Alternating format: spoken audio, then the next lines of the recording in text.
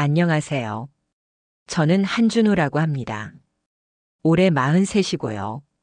지금은 삼겹살집을 하고 있지만 얼마 전까지는 성형외과 의사였습니다. 그날 밤을 떠올리면 지금도 손끝이 조금 떨립니다.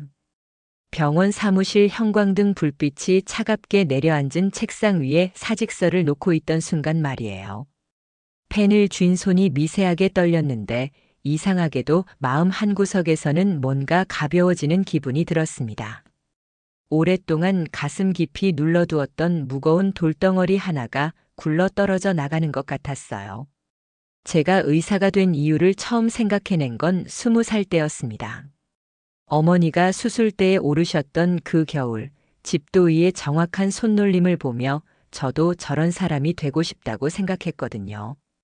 사람을 고치는 일, 아픈 곳을 완벽하게 되돌리는 일이 제가 해야 할 일이라고 믿었습니다. 의과대학을 거쳐 레지던트를 마치고 전문의가 되기까지 그 믿음은 흔들린 적이 없었어요. 하지만 시간이 흐르면서 뭔가 어긋나기 시작했습니다. 수술은 성공했는데 환자는 만족하지 못하고 완벽하게 해냈다고 생각한 결과물에 대해 가족들이 의문을 제기하는 일들이 늘어났어요. 처음엔 그들이 몰라서 그런다고 생각했습니다. 의학적으로는 완벽했거든요. 하지만 언젠가부터 저 자신이 확신하지 못하게 되었습니다. 과연 이게 맞는 일인가, 이게 제가 하고 싶었던 치유인가 하는 의문들이 자꾸만 고개를 들었어요. 그날 사무실에는 동료 의사 몇 명이 있었습니다. 유승진 선배도 계셨고요. 제가 갑자기 이야기를 꺼냈습니다. 저는 그만두겠습니다. 갑작스러운 말에 모두 당황스러워했어요. 갑자기 왜요? 유승진 선배가 물으셨을 때 저는 명확하게 대답할 수 없었습니다. 그저 더 이상은 할 수 없을 것 같다고 다른 걸 해보고 싶다고만 했어요. 집에 돌아와서 수진이에게 이야기했을 때도 비슷했습니다. 아내는 현실적인 사람이에요. 안정된 수입, 사회적 지위, 이런 것들을 포기한다는 게 쉽게 이해되지 않을 거라는 걸 알고 있었습니다. 하지만 수진이는 제 표정을 한참 들여다보더니 조용히 고개를 끄덕여줬어요. 대신 물었습니다. 그럼 뭘 할 건데? 저도 정확히는 몰랐습니다. 다만 손으로 뭔가 만드는 일, 사람들이 기뻐하는 일을 하고 싶다는 막연한 생각뿐이었어요. 그런데 이상하게도 요리가 떠올랐습니다. 어릴 때부터 어머니 옆에서 부엌일을 도우며 칼질하는 걸 좋아했거든요. 정확하고 섬세한 손놀림, 재료를 다루는 감각, 그런 것들이 수술과 닮아 있다는 생각도 들었고요. 그렇게 저는 20년 넘게 해온 의사 일을 그만두고 새로운 길을 걷기로 결정했습니다. 무엇보다 제 마음속 어딘가에서 계속 속삭이는 목소리가 있었어요. 이제는 다른 방식으로 사람들을 돌보고 싶다고, 메스 대신 다른 도구로 따뜻함을 전해보고 싶다고 말하는 목소리였습니다. 그렇게 폐업한 이발소를 인수했습니다. 동네 끝자락, 그리 크지 않은 공간이었지만 제게는 새로운 시작을 위한 완벽한 무대처럼 보였어요. 김태균이라는 친구를 만난 것도 그 무렵이었습니다. 38살 호텔에서 주방 일을 오래 해온 사람이었는데 저와 뜻이 맞아 함께 가게를 차리기로 했어요. 처음 불판에 불을 올리던 날을 잊을 수가 없습니다. 손에 집게를 쥐고 있으니 뭔가 어색했어요. 수술용 도구들에 익숙했던 손가락들이 새로운 도구의 무게와 감촉에 적응하려고 애를 쓰는 게 느껴졌습니다. 태균이가 옆에서 기름 온도를 확인해 달라고 했을 때 저는 마치 처음 수술실에 들어갔던 인턴 시절로 돌아간 것 같은 긴장감을 느꼈어요. 전기 배선 문제부터 시작해서 허가 서류, 테이블과 의자 배치, 주방 설비까지 하나하나 직접 챙겨야 했습니다. 의사 시절에는 생각지도 못했던 현실적인 문제들이었어요. 하지만 이상하게도 그런 일들이 싫지 않았습니다. 내 손으로 직접 만들어가는 공간, 내가 책임져야 할 모든 것들이 오히려 새로운 활력을 주었어요. 태균이는 실무에 정말 능숙한 사람이었습니다. 기름 온도 체크해줘라고 말할 때의 자연스러움이나 고기를 굽는 타이밍을 잡는 감각 같은 건 저로서는 배워야 할 것들이었어요. 반면 저는 세밀함이나 정확성에서는 태균이보다 나은 면이 있었습니다. 칼로 고기를 써는 일, 양념의 비율을 맞추는 일 같은 건 의외로 수월했거든요. 가족들을 처음 초대해서 시식을 했던 날도 기억에 남습니다. 수진이가 한 입 먹어보더니 맛있네라고 말해줬을 때의 기분이란 첫 수술을 성공했을 때와는 또 다른 종류의 성취감이었어요. 무균실의 차갑고 정적인 공기와는 정반대로 여기는 고소한 기름 냄새와 지글거리는 소리, 사람들의 웃음소리로 가득했습니다. 밤늦게 가게를 정리하며 태균이와 이야기를 나눴습니다. 테이블 몇 석으로 할래? 그가 물었을 때 저는 너무 크지 않게 12석 정도면 좋겠다고 했어요. 많은 사람보다는 온 사람들 하나하나와 제대로 소통하고 싶었거든요. 그게 제가 의사 시절 놓쳤던 부분이기도 했고요. 개업을 며칠 앞두고 밤늦게 혼자 가게에 앉아 있던 적이 있습니다. 아직 손님은 오지 않았지만 불판 위로 올라오는 열기를 느끼며 이곳에서 어떤 이야기들이 펼쳐질까 상상해 봤어요. 수술대 위에서는 환자와 마주할 때 항상 긴장과 책임감이 먼저 찾아왔는데 여기서는 뭔가 다를 것 같았습니다. 더 자연스럽고 편안한 만남들이 가능할 것 같았어요. 그런 기대감이 가슴 한편을 따뜻하게 데워주고 있었습니다. 드디어 개업하는 날이 왔습니다. 아침 일찍부터 태균이와 함께 마지막 점검을 했어요. 고기는 신선한지, 밑반찬은 충분한지, 불판 온도는 적당한지 하나하나 확인했습니다. 의사 시절 수술 전 체크리스트를 점검하던 습관이 여기서도 그대로 나타났어요. 첫 손님은 중년 부부였습니다. 동네에서 소문을 듣고 왔다며 조심스럽게 들어서시더군요. 저는 최대한 자연스럽게 주문을 받으려 했는데 손이 미세하게 떨렸습니다. 삼겹살 200g의 된장찌개, 그리 복잡하지 않은 주문이었는데도 긴장이 되더라고요. 문제는 고기를 구울 때 생겼습니다. 완벽하게 하려는 마음이 너무 컸던 것 같아요.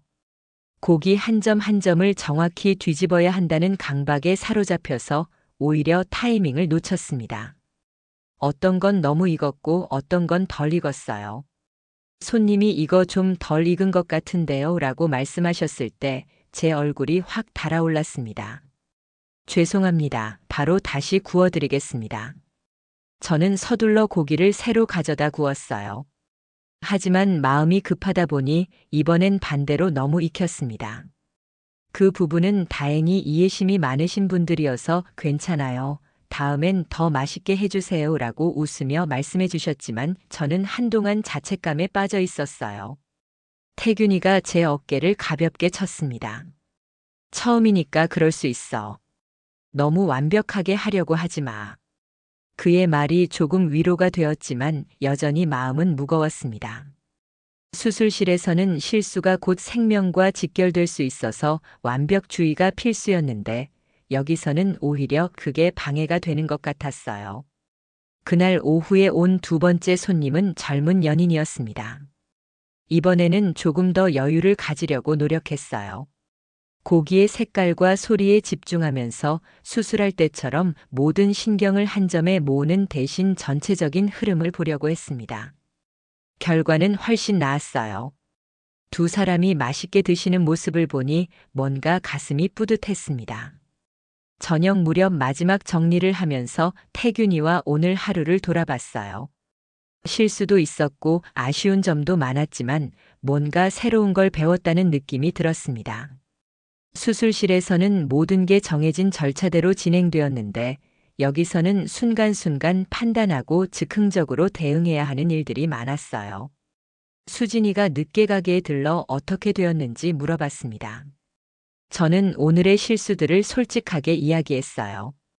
그러자 수진이가 웃으며 말했습니다. 의사 일할 때도 처음엔 서툴렀잖아. 시간이 지나면 늘 거야. 그 말이 맞았어요. 모든 시작에는 서툰 시간이 필요하고 그 서툰 경험들이 쌓여서 결국 익숙함이 되는 거니까요. 그날 밤 집에 돌아와서 잠자리에 누워 생각해 봤습니다. 완벽함이 항상 정답은 아니구나 하는 깨달음이 있었어요. 때로는 조금 모자라고 어설픈 모습이 오히려 사람들에게 친근감을 줄 수도 있겠다는 생각이 들었습니다. 내일은 오늘보다 조금 더 나아질 거라는 기대감을 안고 잠이 들었어요. 가게를 연 지 한 달 정도 지났을 때였습니다.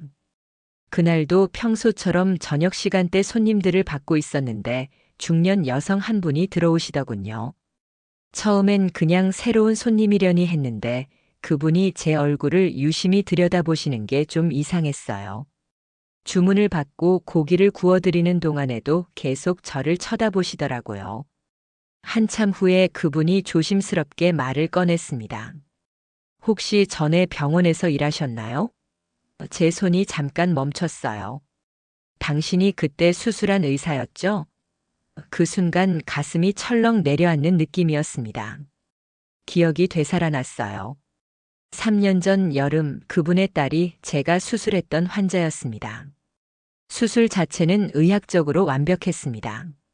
하지만 회복 과정에서 예상보다 붓기가 오래 갔고 그분 가족들이 많이 불안해했던 기억이 있어요.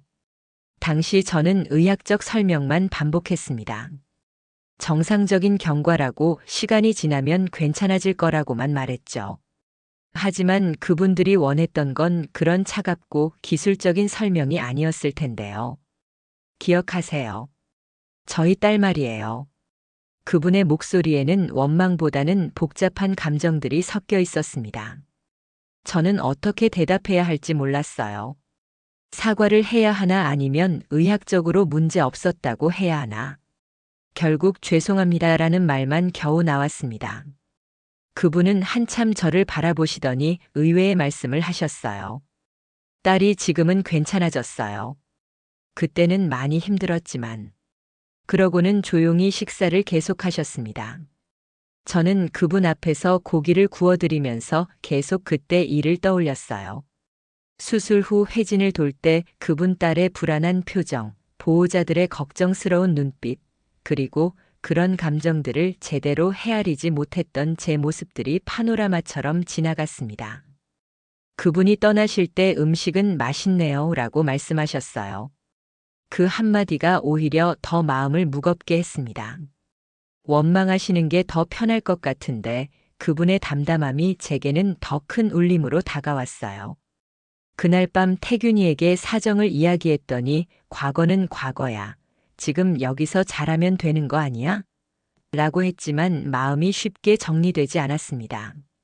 며칠 후 유승진 선배에게서 연락이 왔어요. 가게에 한번 와보겠다고 하시더군요. 선배가 오신 날 저는 평소보다 더 신경 써서 고기를 구웠습니다. 선배는 한참 드시다가 말씀하셨어요. 병원으로 돌아올 생각은 없나? 자리는 언제든 있어. 예상했던 말씀이었지만 여전히 마음이 흔들렸어요. 환자들이 널 찾는다는 선배의 말을 듣는 순간 가슴 한편이 아팠습니다. 제가 떠난 자리에서 누군가 저를 기다리고 있을 수도 있겠구나 하는 생각이 들었거든요. 동시에 그 중년 여성분의 얼굴도 떠올랐어요. 과연 제가 병원에 있을 때 환자들에게 진짜 필요한 사람이었을까 하는 의문도 함께 말이에요. 그날 밤 혼자 가게에 앉아 있으면서 생각했습니다. 과거의 그림자는 언제든 찾아올 수 있구나. 하지만 그것을 어떻게 받아들이고 앞으로 나아갈 것인가는 제가 선택할 수 있는 일이겠구나 하는 깨달음이 있었어요. 그 중년 여성분처럼 담담하게 과거를 받아들이면서도 지금 이 순간에 최선을 다하는 것. 그게 제가 할 수 있는 일이라는 생각이 들었습니다. 가게를 연 지 석 달쯤 지나니까 단골 손님들이 하나둘 생기기 시작했어요. 그 중에서도 박영식 어르신은 거의 매일 오시는 분이었습니다. 66살 혼자 사시는 분인데 저녁마다 소주 한 병과 삼겹살을 드시곤 했어요. 처음엔 그냥 조용히 드시고 가시는 분이려니 했는데 시간이 지나면서 조금씩 이야기를 나누게 되었습니다. 젊은 의사 양반이 왜 이런 데서 고생이야? 어르신이 처음 제 과거를 알았을 때 하신 말씀이에요. 저는 고생이라고 생각하지 않는다고 오히려 이곳이 편하다고 대답했습니다. 그러자 어르신이 빙그레 웃으시면서 그럼 됐네라고 하시더군요. 그때부터 어르신과의 대화가 시작되었어요. 어르신은 이 동네에서 40년을 사신 분이었습니다. 젊었을 때는 공장에서 일하시다가 정년 퇴직하신 후 부인을 먼저 보내셨다고 하더군요. 사람은 혼자 살 수 없어라며 가끔 쓸쓸한 표정을 지으실 때가 있었는데 그럴 때면 저도 모르게 더 정성껏 고기를 구워드렸어요.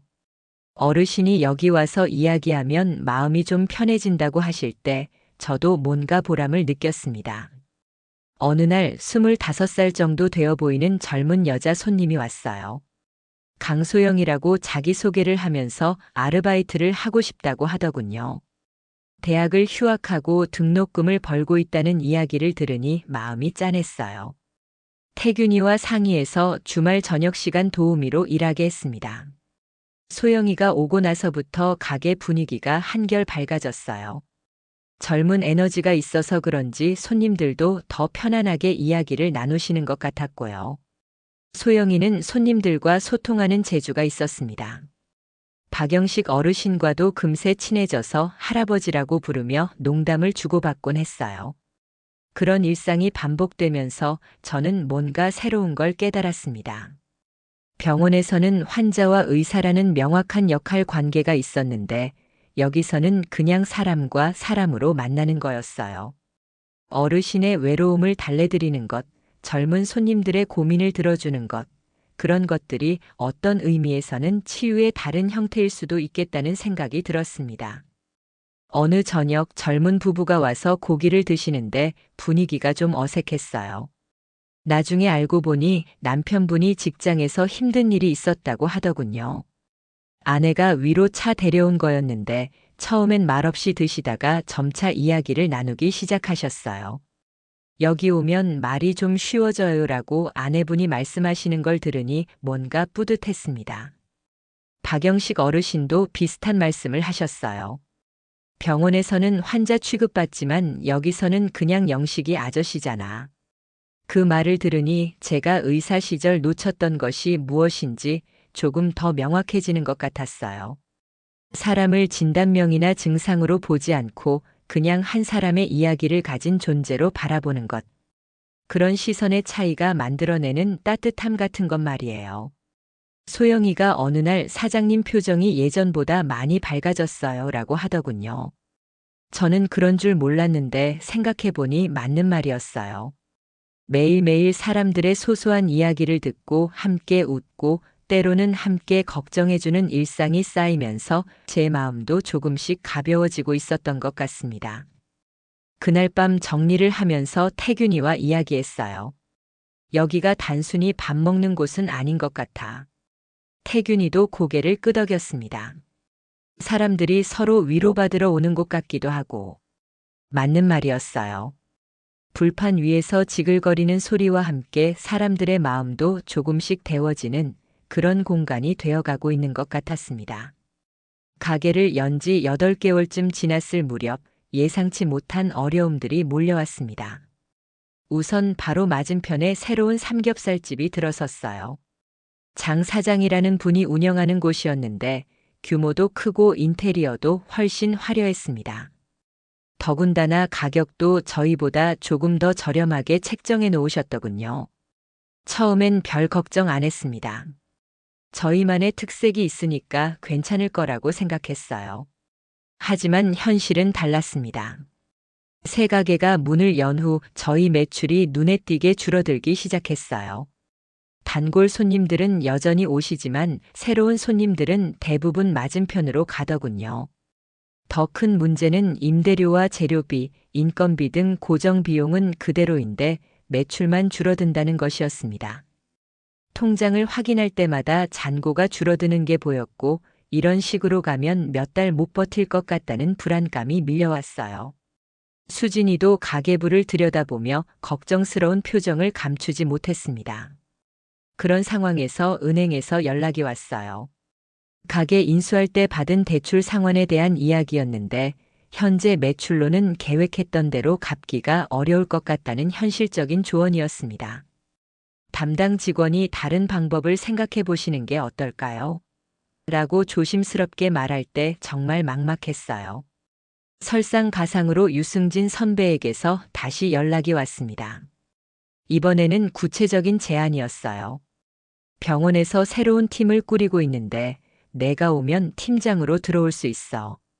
연봉도 예전보다 더 좋은 조건이야. 선배는 제가 어려운 상황에 있다는 걸 알고 계셨던 것 같았어요. 병원으로 돌아오면 급여는 확실합니다라는 선배의 말을 들으면서 마음이 크게 흔들렸습니다. 현실적으로 생각해봐도 그게 맞는 것 같았어요. 안정된 수입, 사회적 지위, 전문성을 인정받는 일. 모든 면에서 지금보다 나은 조건이었죠. 수진이와 밤늦게 이야기를 나눴습니다. 정말 힘들면 병원으로 돌아가는 것도 방법이야 라고 아내가 말했을 때 저도 그렇게 해야 하나 싶었어요. 하지만 동시에 다른 마음도 있었습니다. 여긴 내 방식으로 살고 싶어요라는 제 말에 수진이는 한참 저를 바라보더니 조용히 고개를 끄덕여줬어요. 박영식 어르신께 고민을 털어놓았을 때도 비슷했습니다. 돈이 중요하긴 하지만 마음이 편한 게 더 중요하지라는 어르신 말씀이 마음에 와닿았어요. 소영이도 사장님이 여기 있어야 할 것 같은데요 라며 걱정스러워했습니다. 며칠 밤을 뜬 눈으로 지새우면서 고민했어요. 경제적 현실과 마음의 소리 사이에서 계속 갈등했습니다. 의사로 돌아가면 모든 문제가 해결되지만 그러면 지금까지 쌓아온 이 소중한 관계들과 경험들을 포기해야 하는 거였어요. 태균이와도 진지하게 대화를 나눴습니다. 나 때문에 내가 힘들어하는 것 같아서 미안해라고 했더니 태균이가 웃으며 대답했어요. 우리가 함께 시작한 일이잖아. 쉽게 포기하기엔 아직 해볼 게 많아. 그의 말에서 용기를 얻었습니다. 그날 밤 가게에 혼자 앉아서 결정했어요. 조금 더 버텨보기로 한 것입니다. 물론 쉽지 않을 거라는 걸 알고 있었지만 이곳에서의 삶이 제게 주는 의미를 쉽게 포기할 수는 없었어요. 경제적 안정도 중요하지만 제가 진짜 하고 싶은 일, 사람들과 진정으로 소통할 수 있는 일을 계속해보고 싶었습니다. 위기를 극복하기로 결심한 후 태균이와 저는 새로운 전략을 세웠습니다. 맛과 서비스에서 차별화를 두기로 한 거예요. 저는 의사 시절의 섬세함을 살려 고기를 손질하고 양념하는 방법을 더 정교하게 다듬었고 태균이는 밑반찬과 소스에 새로운 아이디어를 더했습니다. 무엇보다 손님들과의 관계를 더욱 소중히 했어요. 단순히 음식만 파는 게 아니라 사람들이 편안하게 쉬어갈 수 있는 공간을 만들려고 노력했습니다. 박영식 어르신 같은 단골분들이 입소문을 내주신 덕분에 조금씩 새로운 손님들도 찾아오기 시작했어요. 그렇게 한 달, 두 달이 지나면서 상황이 조금씩 나아졌습니다. 매출이 극적으로 늘지는 않았지만 적어도 버틸 수 있을 정도는 되었어요. 무엇보다 가게에 오시는 분들의 표정이 편안해 보인다는 게 가장 큰 보상이었습니다. 어느 토요일 저녁이었어요. 동네 주민들이 작은 모임을 가지러 오셨는데 평소보다 많은 분들이 한꺼번에 오신 거예요. 15명 정도 되는 분들이 테이블 3개를 붙여서 앉으시면서 오늘은 준호 사장님이 직접 구워주세요 라고 하시더군요. 그때 저는 뭔가 특별한 느낌이 들었어요. 과거 수술실에서 느꼈던 집중력과 책임감이 다시 살아났지만 이번에는 전혀 다른 종류의 감정이었습니다. 두려움이나 부담감이 아니라 기쁨과 설렘 같은 것이었어요. 불판 앞에 서서 고기를 하나씩 정성스럽게 구우면서 생각했습니다. 수술대 위에서는 환자의 생명을 다뤘지만 여기서는 사람들의 마음을 보살피고 있구나 하는 생각이 들었어요. 메스 대신 집게를 들고 있지만 어떤 의미에서는 여전히 치유의 일을 하고 있는 것 같았습니다. 이 한 점이면 됐습니다라고 제가 말하면서 완벽하게 구워진 고기를 접시에 올려드릴 때 모든 분들이 박수를 쳐주셨어요. 그 순간 가슴이 뜨거워지는 걸 느꼈습니다. 이렇게 사람들이 기뻐하는 모습을 보는 게 얼마나 오랜만인지 모르겠더군요. 박영식 어르신이 마지막에 제게 말씀하셨어요. 여기서 계속하세요. 우리한테는 이런 곳이 필요해요. 다른 분들도 고개를 끄덕이시면서 여기가 우리 동네 사랑방 같은 곳이에요 라고 해주셨을 때 저는 제가 옳은 선택을 했다는 확신이 들었습니다. 그날 밤 정리를 하면서 태균이가 오늘 정말 좋았다고 했어요. 소영이도 사장님 표정이 정말 행복해 보였어요 라고 하더군요. 맞았어요. 저는 정말 행복했습니다. 수술을 성공했을 때와는 다른 종류의 성취감이었지만 어떤 면에서는 더 깊고 따뜻한 만족감이었어요. 수진이에게 오늘 있었던 일을 이야기했을 때 아내가 당신이 원하던 게 이런 거였구나라고 말해줬습니다. 그제야 저도 정확히 알 수 있었어요. 제가 진짜 원했던 건 사람들을 돕는 일, 그들이 편안하고 행복해하는 모습을 보는 일이었던 거죠. 이제 가게를 연 지 1년이 넘었습니다. 경제적으로 크게 성공했다고 할 수는 없지만 저는 만족합니다. 매일 아침 가게 문을 열면서 오늘은 어떤 사람들과 만날까, 어떤 이야기를 들을까 하는 기대감으로 하루를 시작할 수 있거든요. 수술실의 차가운 조명 대신 불판의 따뜻한 불빛 아래서 메스 대신 집게를 들고 사람들을 돌보는 일. 이것도 나름의 의미 있는 치유의 방식이라는 생각이 듭니다. 완벽한 성공은 아닐지 몰라도 적어도 제가 선택한 삶을 온전히 받아들이며 살아가고 있다는 평온함이 있어요. 그것만으로도 충분히 가치 있는 일이라고 생각합니다.